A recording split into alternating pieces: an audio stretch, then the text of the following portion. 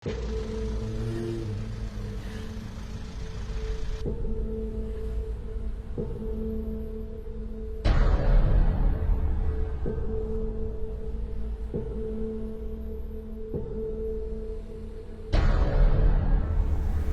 moa ny aretin'ny fisika tsy nentina hitana vahaolana.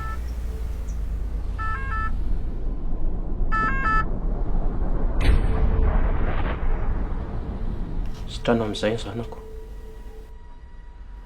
Efa vonona ianao hanao ilay zavatra nangatahako. Sarotra loatra ilay zavatra takianao amiko.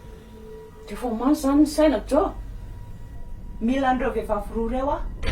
Aza miverina ty tsony raha tsy mahita vokatra. Tsy nieritreretiko ohatr'izao ny fiainako. Izao angamba ilay visy. Misy azoko anampianana. Ila miracle Jo. Misy olona fantatro any afaka mamaha ny olana rehetra.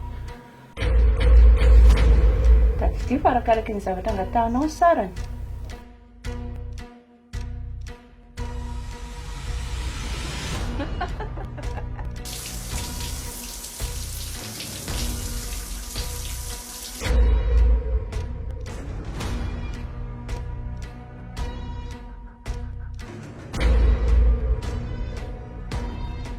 Sao dia very ny ty fampiasa ny tiary ah. Raha maty dia izay koa ny aminao.